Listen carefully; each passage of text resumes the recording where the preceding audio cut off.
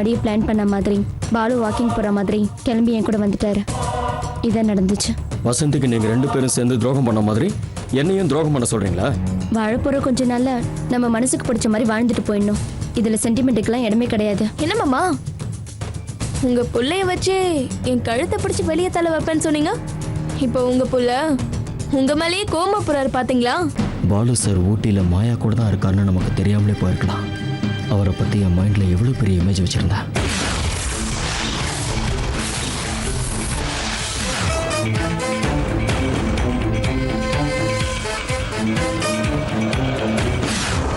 நானும் பாலுவும் சேர்ந்தது காரணமே நீதான். அருமையான மனைவி பிள்ளைங்களை விட்டுட்டு போக அவருக்கு எப்படிதான் மனசு வந்துச்சோ?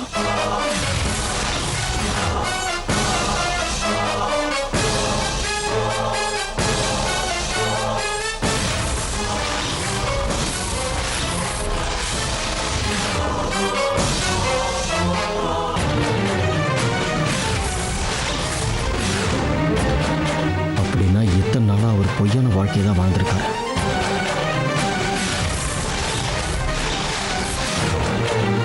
பொண்டாட்டிக்கும் பிள்ளைங்களுக்கும் யாருக்குமே உண்மையா இல்லை.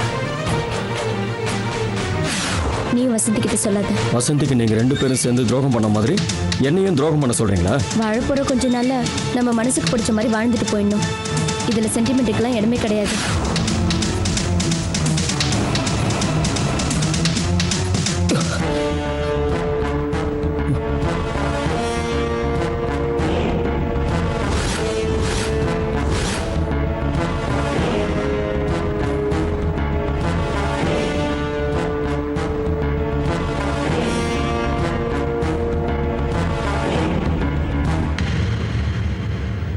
என்னாச்சு பிரேம்? ஏன் ஒரு மாதிரியா இருக்கீங்க? ஏதாவது பிரச்சனையா? அதெல்லாம் ஒண்ணும் இல்லை, உட்காருங்க. இல்ல, நான் வந்து நின்னது கூட தெரியாம அப்படி என்ன யோசனையில இருக்கீங்க? அது நைட்டு ட்ரெயின் டிராவலிங்னால சரியான தூக்கம் இல்லை, அதான். நானே உங்ககிட்ட கேட்கணும்னு நினைச்சேன். எப்படி இருந்துச்சு ஊட்டி ட்ரிப் எல்லாம்? மாயா எப்படி இருக்காங்க? நல்லா இருக்காங்களா? அவளுக்கு என்ன, ரொம்ப சந்தோஷமா இருக்கா. பிரேம், அப்புறம் அந்த ஒரு கை ஓசை நாவல அத யாரு எழுதுறாங்கன்னு விசாரிச்சிட்டீங்களா? நான் ஆபீஸ்க்கு வரும்போது அந்த பத்திரிகை ஆபீஸ்ல விசாரிச்சுட்டு தான் வந்தேன். அந்த கதையை எழுதுறவங்க யாரு? அந்த கதையை எழுதுறது பாவனான்னு ஒரு லேடி தான்.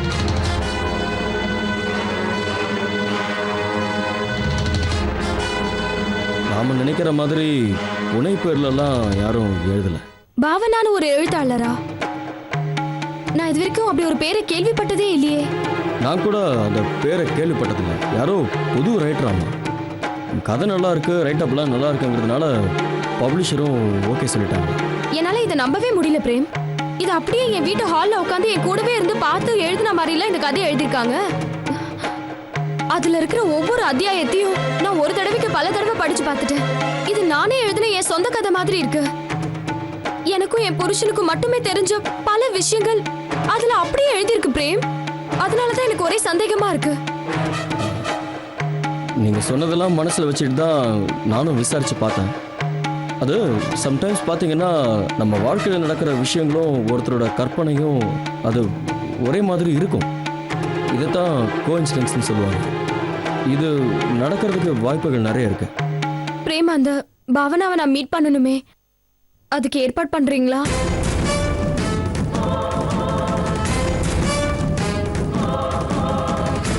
ஏன் ஏன் வசந்தி, நீங்க சந்தேகப்பட்ட மாதிரி இந்த கதையை எழுதுறது பாலு சார் இல்லைன்னு கன்ஃபார்மா தெரிஞ்சிருச்சு. அப்புறம் எதுக்கு போய் நாம அதை விசாரிச்சுக்கிட்டு? அதுக்கு இல்ல பிரேம், அந்த பாவனாவை நான் நேர்ல பார்த்தேன்னா ஒருவேளை என் புருஷனை பத்தின ஏதாவது தகவலை நான் தெரிஞ்சுக்க முடியும்ல. உங்களுக்கு டைம் இல்லைன்னா சொல்லுங்க, அந்த பத்திரிகை ஆபீஸோட நம்பர் கொடுத்தீங்கன்னா நான் போய் என்ன ஏதுன்னு விசாரிச்சுட்டு வரேன்.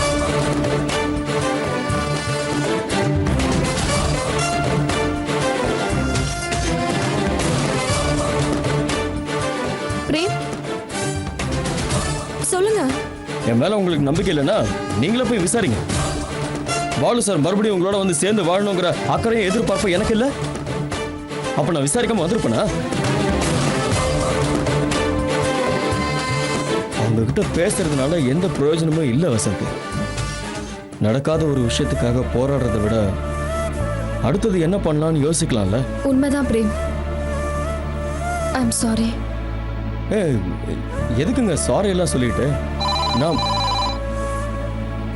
ஹலோ பிரேம், என் கேபின் கொஞ்சம் வாங்க. இதோ வரேன் சார். வசந்தி பாஸ் கூப்பிடுறாரு, இதை போய் சரி.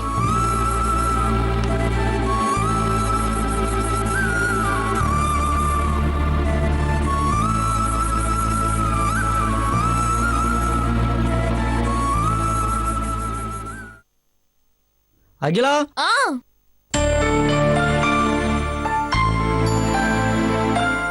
அப்பா நீங்க இங்க தான் இருக்கீங்களா?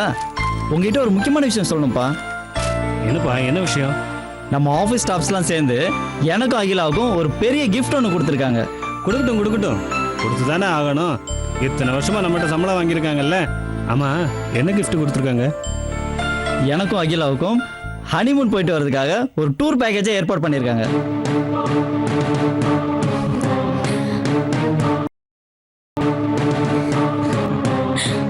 ஹனிமூன் பேக்கேஜா? என்னைக்குடா போட்டிருக்காங்க? நாளை மறுநாள் டிக்கெட் போட்டிருக்காங்கப்பா. நானும் அகிலாவும் கிளம்புறோம். வேணாண்டா, இப்பதான் உனக்கு நேரம் சரியில்லைன்னு ஜோசி சொல்லியிருக்காரு. அப்பா எங்களுக்கு நேரம் நல்லாதான்ப்பா இருக்கு. அம்மாவோட சித்தப்பா இறந்துட்டாருன்னு நீங்க தப்பா புரிஞ்சுக்கிட்டீங்க. அதனால எங்களுக்கு நடக்க இருந்த ஃபர்ஸ்ட் டைம் நின்று போச்சு. இதுல இருந்து என்ன தெரியுது? அப்பவே எங்களுக்கு நல்ல நேரம் தான். அதே மாதிரி இப்போ ஜோசிய சொல்றது எல்லாமே போய் தான். அதனால நாங்க கண்டிப்பா போக தான் போறோம். அகிலா, நாளை மறுநாள் நம்ம அகடி கிளம்புறோம். அதனால எல்லாத்தையும் பேக் பண்ணி ரெடி பண்ணு. டேய், இவ்வளவு நாள் பொறுத்தீங்க, இன்னும் கொஞ்ச நாள் பொறுக்க கூடாதா? நீங்க நல்லா இருக்கணும் தானடா நான் சொல்றேன். அப்பா கல்யாணம் பண்ணி 2 வருஷம் கழிச்சாப்பா ஹனிமூன் போக முடியும். சரி, நீங்க பயப்படுறதுனால உங்களுக்கு ஒரு உத்தரவாதம் தரேன். நானும் அகிலாவும் ஜஸ்ட் ஒரு ஃப்ரெண்ட்ஷிப் மாதிரி அங்க போயிட்டு வந்துடுறோம்.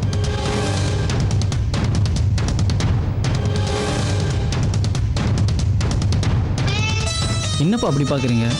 நீங்க சந்தேகப்படுற மாதிரி எது நடக்காதுன்னு சொல்றேன்ப்பா. மாமா, நீங்க ஏன் பயப்படுறீங்கன்னு எனக்கு தெரியும். நரேன் சொல்ற மாதிரி நாங்க ஒரு ஃப்ரெண்டு மாதிரி தான் போயிட்டு வரோம். பயப்படாதீங்க மாமா. இங்க இருந்து நான் எப்படி கிளம்பி போறேனோ அப்படிதான் திரும்பி வருவேன். ஏதோ பண்ணி தொலைங்க, போங்க.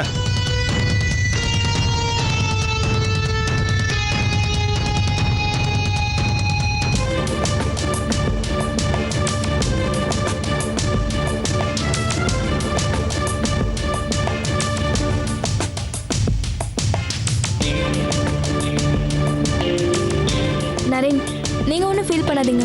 நான் மாமாவை சமாதானப்படுத்துறேன். நீங்க ரூமுக்கு போய் ஃப்ரெஷ் அப் ஆயிக்கோங்க, போங்க.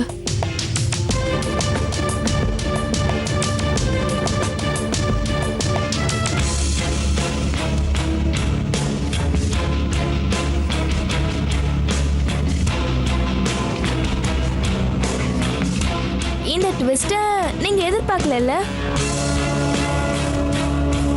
ஆஃபீஸ் ஸ்டாஃப்ஸ் எல்லாம் சேர்த்து இப்படி ஒரு கிஃப்டை ஏற்பாடு பண்ணதே நான் தான்.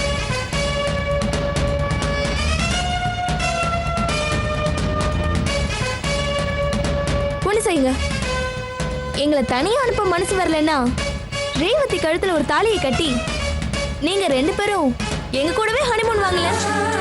ரேவதி கழுத்துல ஒரு தாலியை கட்டி நீங்க 2 பேரும் எங்க கூடவே ஹனிமூன் வாங்கல. என்ன சொல்றீங்க?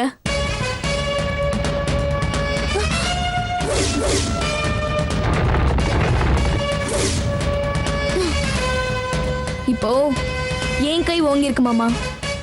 தேவையில்லாம எதுக்கு உங்க கையை தூக்குறீங்க? சரி, ஹனிமூன் கிளம்ப துணிமணி எல்லாம் எடுத்து வைக்கணும். நிறைய வேலை இருக்கு. நான் வரேன். நரேன்,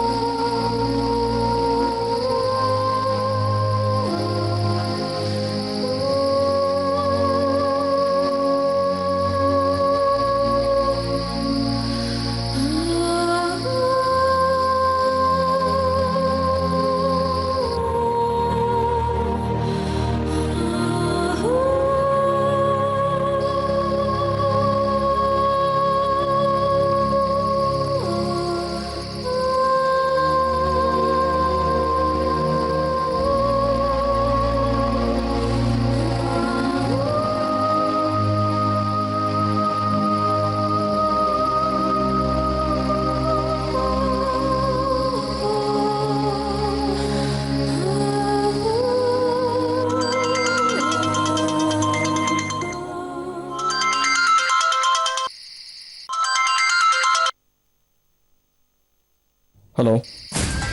பிரேம், ம், எப்படி இருக்க? நல்லா இருக்கேன். இன்னும் என் மேல கோவம் போல இருக்கு. இல்லை, அப்படிலாம் ஒன்றும் இல்லை. இல்ல, ஊருக்கு போனதுல இருந்து ஒரு ஃபோன் கூட பண்ணலையே. இல்லை, வேலை தான். ஓ, அத்தை எப்படி இருக்காங்க? ம், நல்லா இருக்காங்க. வசந்தியும் உங்க பசங்களும் எப்படி இருக்காங்க? ம், எல்லாரும் நல்லா இருக்காங்க. அப்புறம் என்ன அப்புறம்? இல்ல, ஏதோ ஒரு முக்கியமான விஷயம். இப்போ உனக்கு என்ன தெரிஞ்சுக்கணும்னு ஆசைப்படுற? சொல்லு. வசந்தியை பாத்தியா பிரேம்? ம், பார்த்தேன். வசந்தி கிட்ட நீ ஏதாவது சொன்னியா? சொல்லிட்டேன், எல்லாத்தையும் சொல்லிட்டேன்.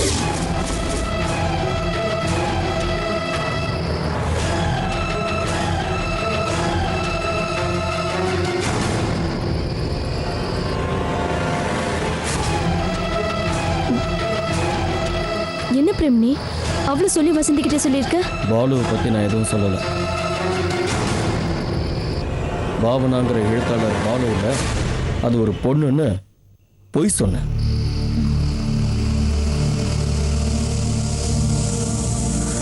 மாயா, எனக்கு ரொம்ப உறுத்தலா இருக்கு மாயா. வசந்தி கிட்ட இப்படி பொய்யா பேசுறது, பொய்யா நடிக்கிறது, பாலுவை பத்தி எல்லா விஷயமும் தெரிஞ்சு அதை மறைக்கிறது எனக்கு ரொம்ப உறுத்தலா இருக்கு மாயா. நான் பெரிய தப்பு பண்றேன்னு எனக்கு ரொம்ப பயமா இருக்கு. பிரேம், தேவையில்லாம நீ உன் மனசு போட்டு குழப்பிக்காத. நீ இப்ப பண்ணிருக்கிறது வசந்திக்கு நல்ல விஷயம்தான். பாலு விஷயத்த வசந்தி கிட்ட பேசுறதுனால இப்போதைக்கு எந்த நல்லதும் நடக்க போறது இல்ல. பாலுவை பத்தி தெரியறதுனால வசந்திக்கு வேதனை மட்டும்தான் மிஞ்சும். அதே நேரத்துல பாலுவோட நிம்மதியும் கெட்டுடும். நான் ஏற்கனவே சொன்ன மாதிரி பாலுவை பத்தி இப்போதைக்கு வசந்திக்கு தெரியாம இருக்கிறது தான் நல்லது. நான் சொன்னது இப்பவே உனக்கு கஷ்டமா இருக்கலாம். இதான் உண்மைங்கிறத நீ கூட சீக்கிரமே புரிஞ்சுப்ப. சரி பிரேம், நான் அப்புறமா பேசுறேன். ம்.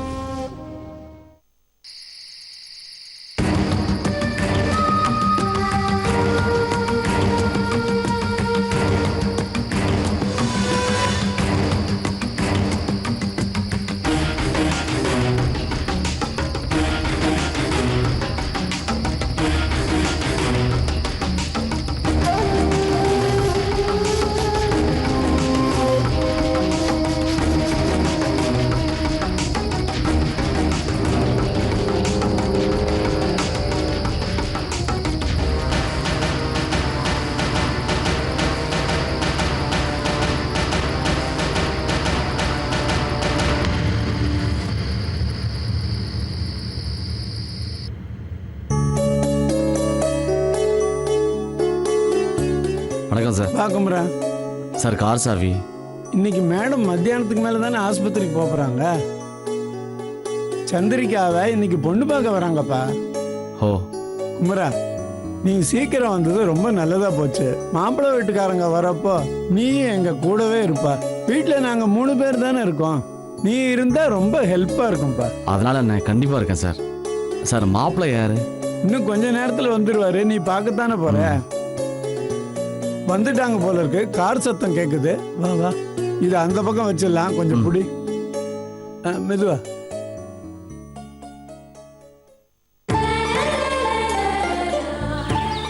வாங்க வாங்க. வணக்கம் சார். வாங்க, வணக்கம். வாங்க, வாங்க. வாங்க மாப்பிள்ள. வணக்கம் தம்பி. உள்ள வாங்க. வாங்க வாங்க வாங்க வாங்க வணக்கம்மா. வாங்க வாங்க வாங்க, உட்காருங்க உட்காருங்க உட்காருங்க. உட்காருங்க மாப்பிள்ள.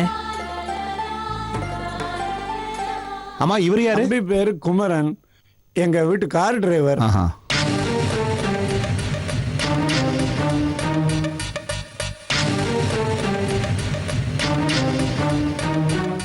என் பேத்தியை பத்தி புரோக்கர் எல்லாம் சொல்லியிருப்பாருன்னு நினைக்கிறேன். எங்களுக்கு எந்த ஒளிமரமும் கிடையாது. எல்லாத்தையும் ஓப்பனாக சொல்லிட்டேன். நாளைக்கு நாங்களும் பொய் சொல்லிட்டோம்னு தெரிஞ்சா எங்க பேத்தி வாழ்க்கையை தானே பாதிக்கும். அதுக்கு தான் எல்லாம் தெரிஞ்சுதான் வந்திருக்கோம். பத்திரிக்கை அடிச்சு ஊரெல்லாம் கூப்பிட்டு கல்யாணத்துக்கு 2 நாளைக்கு முன்னாடி உங்க வீட்டு கல்யாணம் நின்னு போச்சுங்கிற வரைக்கும் எல்லாமே எனக்கு தெரியும்.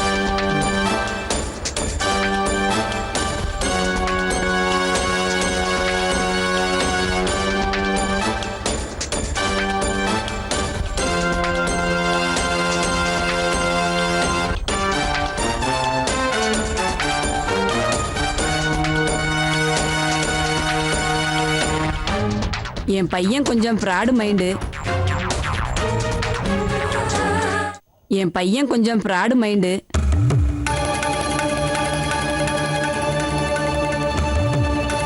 பையனுக்கு பரந்த மனசுங்கிறத இங்கிலீஷ்ல சொல்றாங்க. பிராடு மைண்டுன்னு சொல்றாரு. பொண்ணை வர சொல்லுங்க, பார்த்து பேசி முடிச்சிடுறோம். முதல்ல காபி சாப்பிடுங்க, அப்புறம் பொண்ணை வர சொல்றேன். வச்சலா போய் காபி எடுத்து பாட்டி நீங்க உட்காருங்க, நான் கொண்டு வரேன். சரிப்பா. டிரைவர்னு சொன்னீங்க, வீட்டுக்குள்ள எல்லாம் போறான்.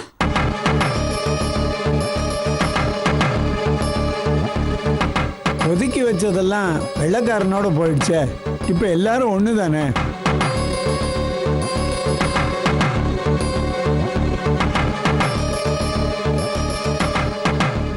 அதனாலதான் வேற ஒண்ணும் இல்ல. நில்லுங்க குமரன், நீங்க எதுக்கு இதெல்லாம் செஞ்சுக்கிட்டு இருக்கீங்க? பாட்டி, நீங்க எதுக்கு இவர் இந்த வேலையெல்லாம் செய்ய சொல்றீங்க? கொடுங்க, நான் கொடுக்கறேன். பரவாயில்ல மேடம், நான் கொடுக்குறேன், விடுங்க. இல்ல குமரன், இதெல்லாம் தப்பு, நான் கொடுக்கறேன். இல்ல பரவாயில்ல மேடம், நான் கொடுக்குறேன், விடுங்க.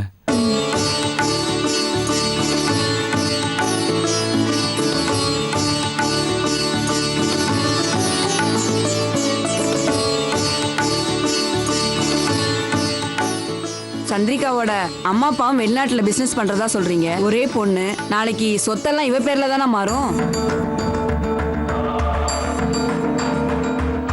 இவ வீட்டுக்கு ஒரே பொண்ணு, அவளுக்கு தானே எல்லா சொத்தும் போய் சேரும். என்னை பொறுத்த வரைக்கும் நான் தாராள மனசு சொல்லுவேன். ஒரு சராசரி ஆம்பளையா வாழக்கூடாது. புருஷனை இழந்த பொண்ணுக்கோ, கல்யாணம் நின்று போன பொண்ணுக்கோ, வாழ வழி இல்லாத பொண்ணுக்கோ வாழ்க்கை கொடுக்குன்னு நினச்சிக்கிட்டு இருந்தேன். புரோக்கர் சரியா உங்களை பத்தி சொன்னாரு.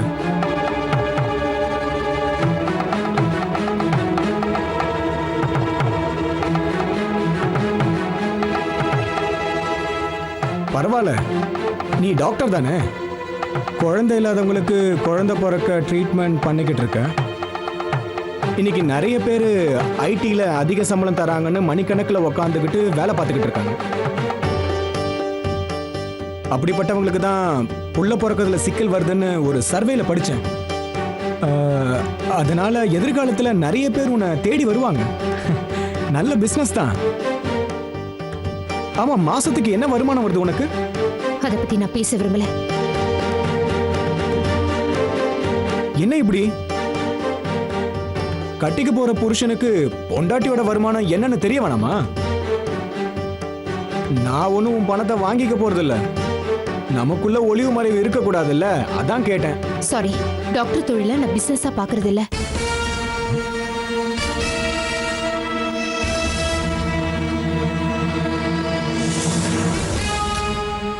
என்ன காஃபில சுகரே இல்ல? சார் சாரி சார், சக்கரை கொண்டு வந்துங்களா? என்னையா கேள்வி கேக்குற? நான் என்ன சுகர் பேஷண்டா? போயா, சுகர் கொண்டு வா.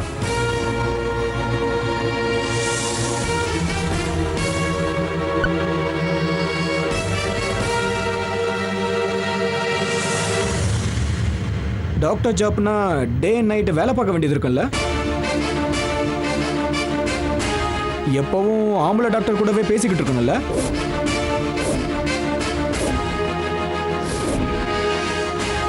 நான் நிறைய இடத்துல பார்த்துருக்கேன். என்ன பண்றது, சித்தால்னா கொத்தனாரோடவும், ப்ரோக்ராமர்னா டீம் லீடர் கூடவும் அட்ஜஸ்ட் பண்ணி தானே போய் ஆகணும்.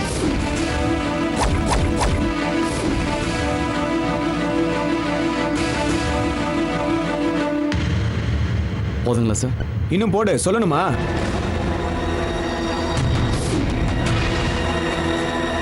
ஐயோ சாரி சார், தெரியாம. என்னையா சாரி? கலெக்டர் வேலையா நீ பாக்குற? டிரைவர் தானே, காஃபி கொடுக்குற வேலையை கூட ஒழுங்கா பார்க்க முடியாதா?